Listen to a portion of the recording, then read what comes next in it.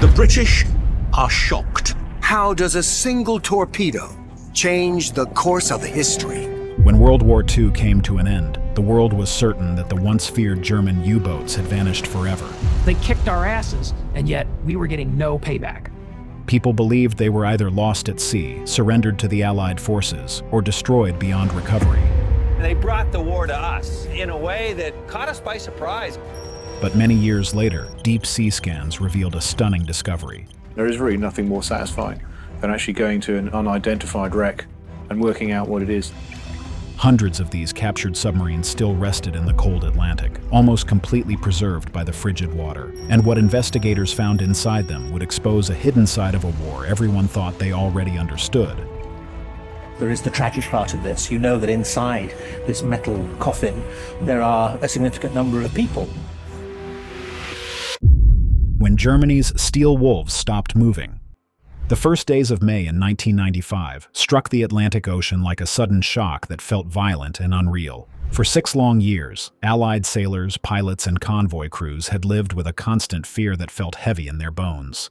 They feared the German U-boats that moved in the dark water and waited like patient killers. Many Allied crews called these submarines steel wolves because they hunted across the entire ocean with silent engines and sudden attacks. These submarines moved from the icy waters near Norway to the warm Caribbean routes and destroyed ships without warning. Their presence ruined every night of rest for men who had spent years staring at radar screens and dark waves. When Germany finally collapsed, the German command structure quickly broke apart. Hitler died. Orders stopped. Final commands arrived as broken radio messages that made no sense. Hundreds of submarines drifted deep under the surface and waited in stale air that smelled like metal, sweat, and oil. Many crews sat in silence because they did not know what was happening above them. They did not know if they should rise to the surface, stay hidden in the cold pressure of the deep, or prepare for a violent end. Many of them were only teenagers. Many of them believed that surfacing meant instant death. When Admiral Karl Dönitz finally sent out a clear order that directed every surviving U-boat to rise and surrender, everything changed. Dönitz was the head of the German Navy's U-boat arm and the man Hitler named as his successor in the final days of the war. He briefly served as president of Germany after Hitler's suicide, but his most immediate task was ending the submarine war. His message, transmitted across the Atlantic and North Sea, ordered every U-boat commander to stop fighting, surface, raise white flags, and report to Allied forces. The ocean shifted from silent fear to a heavy mix of relief and terror. Periscopes came up first, conning towers followed. Pale crew members climbed out and stared at the sunlight that burned their eyes because they had not seen it for months. Many tied white sheets or torn undershirts to their antennas. These sheets were simple signs of surrender. They were also signs of panic and desperation because no one knew how the Allies would react. Allied destroyers and patrol aircraft rushed toward the surfacing submarines. Their weapons were ready because no crew wanted to trust the enemy too quickly. The Allies held their fire when they saw what was rising from the water. They saw entire groups of U-boats coming up in clusters. Black hulls rose slowly with sputtering engines and strange mechanical groans. Crews stood on the decks without speaking as if they were ghosts who had forgotten how to act human. This scene shocked everyone who witnessed it. It looked like hundreds of underwater predators coming back to life and surrendering at the same time. In harbors from Denmark to Scotland, Allied forces watched long lines of captured submarines floating side by side. The view looked like a graveyard made of steel and rust. Once the first shock faded, Allied boarding teams moved fast. They climbed inside cramped passageways that smelled like fuel, mildew, and human exhaustion. They saw narrow bunks where men had barely slept. They saw food cans that had not been opened. They found coded radio logs and maps that showed every patrol route from every year of the war. Many young German sailors walked onto Allied ships or piers with hollow eyes. They carried almost nothing. They looked exhausted. Some looked sick with fear or guilt because they had spent years in a war that had killed so many people. This moment marked the end of Germany's underwater war. But the surrender brought more than peace. It brought a massive and terrifying logistical nightmare that hit the Allies with a weight they had not prepared for. The Allied dilemma.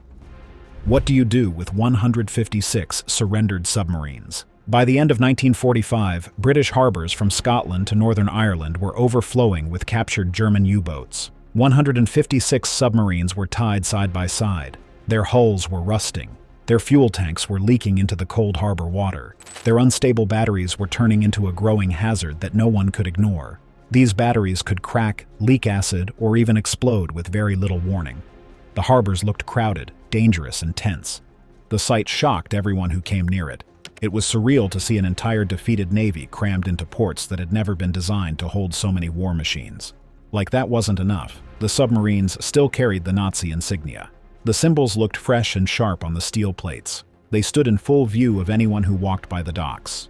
This alone created tension, because people had survived years of fear and death at the hands of these submarines. Now the enemy fleet was floating in the open where anyone could see it, and a silent tension was also brewing among the Allies. The United States wanted access to the submarines' technology. Britain wanted it. The Soviet Union also wanted it, but none of these nations trusted the others. Every government feared that the others might gain too much from the surrendered fleet. Every U-boat had to be inspected, catalogued, and stripped of weapons. Allied engineers moved into the tight passageways with notebooks and tools. They documented valve systems in detail. They traced the wiring. They examined engine configurations, sound-dampening materials, and unfamiliar devices whose purpose was not clear at first glance. Much of the engineering looked precise and careful in a way that surprised even experienced experts. Many Allied teams repeated the same shock description.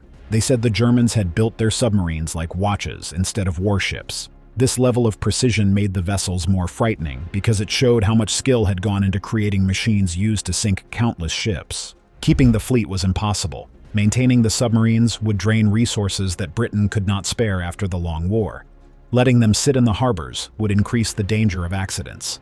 Giving them to other nations would stir conflict and distrust. Every option felt unsafe and explosive. So Britain created a harsh solution. The plan was called Operation Deadlight. This plan required almost all surrendered U-boats to be towed out into the North Atlantic and sunk on purpose. There would be no preservation, there would be no reuse, there would be no storage, there would only be destruction. The plan was meant to be simple: tow them, sink them, move on. But the ocean had other plans. Many of the U-boats were already weak after months underwater. Winter storms hammered the towing convoys with shocking force. Chains snapped, towing cables broke apart, submarines tore free and drifted out of control. Some sank suddenly without any warning. Others rolled in the waves and vanished under the surface before crews could react. Each sinking was recorded as one less vessel to deal with. There were no rescue attempts because these submarines were not meant to survive. By early 1946, more than 50 U-boats had already disappeared into the deep before reaching the planned dumping zones. This number showed how dangerous the operation had become, and when the remaining subs finally arrived at the dumping points, the destruction began. Yet even as they prepared to sink these steel monsters, the Allies realized they needed to look deeper inside before losing them forever. Inside the steel tombs. Before the Allies could destroy the captured submarines, naval engineers insisted on one final and intensive examination. They believed that inside these machines, especially inside the newest Type 21 and Type 23 models, were secrets that could shape the future of naval warfare. They feared that if they moved too fast, they might lose knowledge that could decide the outcome of future conflicts. They pushed hard for more time, because they sensed that the German engineers had created something far more dangerous than anyone had assumed. The engineers were right. The moment the specialists entered the advanced U-boats, they immediately found technology that looked decades ahead of anything the Allies had built. The discovery felt unsettling because it meant that the enemy had been preparing for a future war the Allies were not ready to imagine. These submarines were not designed to dive only for short periods. They were designed to live underwater for long stretches. Their battery systems were enormous compared to Allied submarines. Their streamlined hulls reduced noise that usually gave away a submarine's position. Their snorkel masts allowed them to run diesel engines while staying hidden beneath the surface. Every wire, and every panel, and every pipe was arranged with a shocking level of precision that made the crews feel as if they were walking through a machine built for a world far more advanced than their own. Experts took everything apart. They worked slowly and carefully because they needed to understand every detail. They studied the metal alloys used for the hull. They examined the curves of the steel plating. They inspected the shapes of the propeller blades. They documented the entire layout of the control rooms. They recorded the function of every valve and the exact placement of every gauge and every switch. One American officer reportedly described the captured fleet as a goldmine of engineering. His reaction was shared by many others because the submarines revealed a level of creative and dangerous design that none of the Allied teams had expected to see. They even found early attempts at sound-absorbing rubber tiles. They found improved torpedo guidance systems. They discovered new periscope materials and internal layouts designed to keep crews functioning during long and silent periods underwater. These details showed how far the Germans had pushed their technology. The discoveries stunned Allied intelligence. The Allies had defeated Germany in the war. They had broken the country's leadership and shattered its military force. Yet, in submarine technology, they had been trailing behind by years. This realization created anxiety, because it meant that if the war had lasted longer, the Germans might have unleashed submarines that could have changed the entire direction of the conflict. These discoveries led directly to an international struggle to divide the captured fleet. Through the Tripartite Naval Commission, the submarines were split among the United States, Britain, and the Soviet Union. Each side was desperate to decode the future of naval warfare. Each government wanted the advantage that came with understanding these advanced machines. While the Allies studied and copied what they could, the bulk of the captured submarines remained scheduled for destruction. Operation Deadlight waited, and time was running out. The engineers rushed through their examinations because they knew the submarines would soon be towed away for the last time. They felt pressure building with every passing day, but what they didn't realize then was that many of these submarines would survive the destruction in ways no one expected. Operation Deadlight, the plan to erase a navy from history. With inspections complete, Operation Deadlight finally began. The plan was brutal and simple in its intention. The goal was to tow more than 100 captured U-boats into the open Atlantic and scuttle them. Scuttling meant sinking them by gunfire or explosives, or by opening their sea valves and letting the water pour in until the ocean consumed them. The Allies believed this plan would remove the threat of the surrendered submarines once and for all. The operation sounded straightforward when written on paper, but in reality, it became one of the most chaotic and unpredictable naval operations of the post-war era. Winter seas struck the convoys with violent force. Tugboats fought to keep their lines attached to submarines that were already rusting and buckling after months of strain. Each vessel felt unstable. Each tow line strained as the waves lifted and dropped the heavy submarines again and again. Massive waves thrashed the towing convoys without mercy. Chains snapped under the pressure. Submarines broke loose and drifted helplessly in the cold water until they finally dipped beneath the surface and disappeared on their own. Some flipped over in the storm and vanished in moments. Others sank with such sudden speed that crews barely had enough time to record the coordinates before the sea closed over them. Every sinking added to the sense that the operation was slipping out of control. By February of 1946, dozens of submarines were already gone before reaching the planned dumping zones. This number increased the feeling of danger and unpredictability. Many men realized that the ocean itself was destroying the fleet faster than the Royal Navy could reach it. The submarines that did survive the violent journey met their end quickly. Royal Navy ships fired shells that ripped through the thick steel. Explosions tore open compartments and released a rush of cold water that filled the interior spaces with shocking speed. Once the flooding began, the U-boats slipped under with an eerie and uncomfortable quietness. Some vessels sank upright as if descending in slow surrender. Others rolled sideways as the sea swallowed them without hesitation. The destruction felt final and heavy. Once the submarines were gone, the Allies moved on. They believed the fleet had been erased. They believed the U-boats were lost forever beneath the waves with no chance of being recovered or remembered. The operation ended with a sense of closure that felt cold and absolute. What the Allies did not understand at the time was that the ocean had preserved many of the submarines far better than they expected. In the icy depths northwest of Ireland, many hulls settled gently on the seabed. They remained almost perfectly intact in the cold darkness. They waited there for decades without being disturbed by anything but the slow movement of deep ocean water. Decades later, these forgotten wrecks would rise again in the form of shocking underwater discoveries that no one had predicted. Resurrection in the deep, the underwater graveyard rediscovered. For almost 50 years, Operation Deadlight faded from memory. The war ended. Nations rebuilt their cities and economies. The Atlantic returned to its quiet routine. Only fishermen, whose nets occasionally snagged on buried steel, had any hint that something massive and unnatural lay beneath the waves. Most people had long forgotten the surrendered submarines. The ocean seemed to have swallowed the fleet forever. Then the early 2000s changed everything. Technology had advanced in ways the Allies in 1945 could never have imagined. Using advanced sonar, remotely operated vehicles, and precise digital mapping, Maritime archaeologist Innes McCartney and his team returned to the Deadlight coordinates. They expected to find only scattered debris fields or collapsed hulls, wrecks broken by storms and decades of pressure. They expected reminders of destruction. What they found instead stunned them. It was nothing like the ruins they had imagined.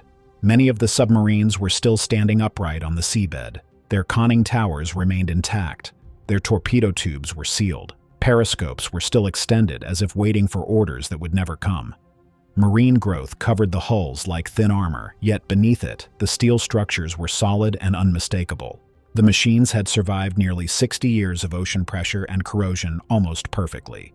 Identification numbers remained visible on many of the vessels. Control rooms looked frozen in time, untouched by human hands since 1945. Even storage lockers, tools, clothing, and ration tins remained inside the submarines. The ocean's cold, dark pressure had preserved these machines far better than any museum or laboratory ever could. Every detail was frozen, waiting silently to be discovered.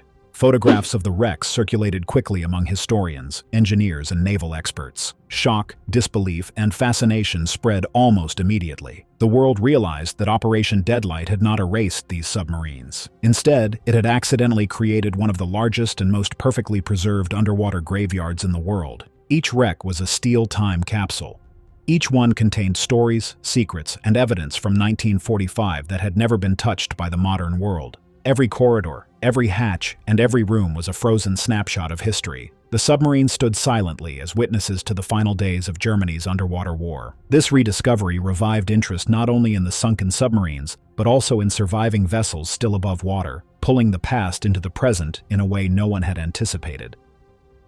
Survivors on land, the U-boats that escaped the grave.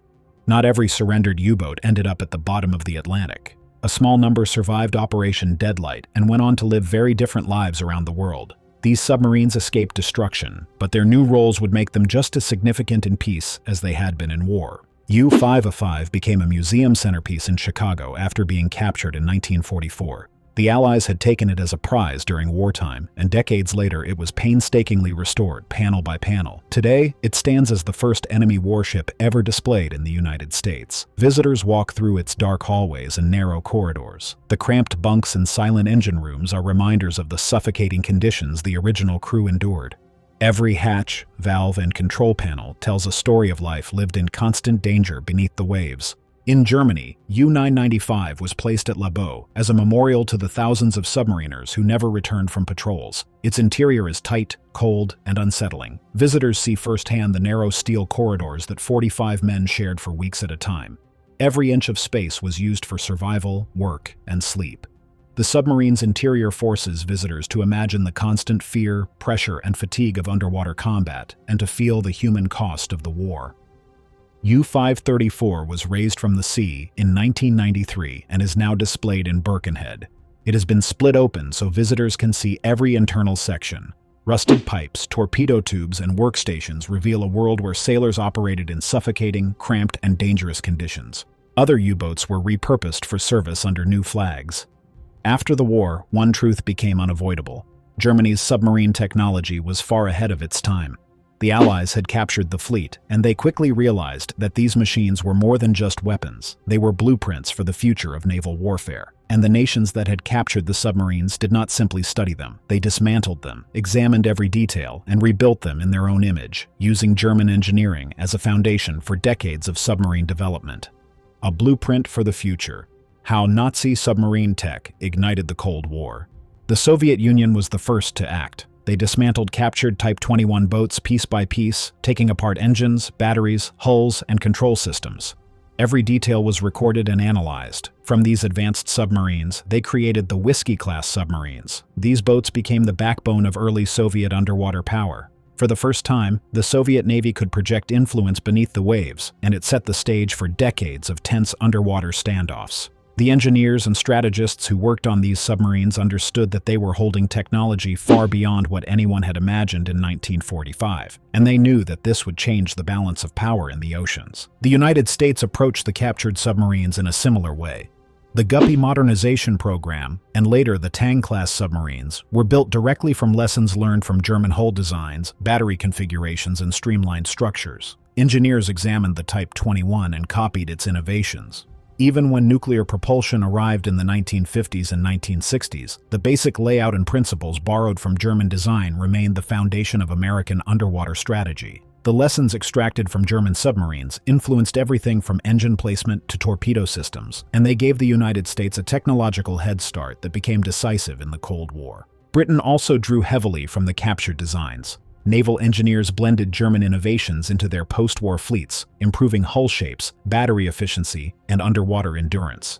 These submarines became faster, quieter, and more efficient than anything previously built, demonstrating that German engineering had a global and lasting impact on military technology. But underneath all this technological advancement, the human cost remains unavoidable. Over 30,000 German submariners had died during the war. They never returned from patrols, and their names fill memorials from Kiel to Lebeau. Thank you for staying with us to the end. Kindly subscribe to the channel for more amazing videos.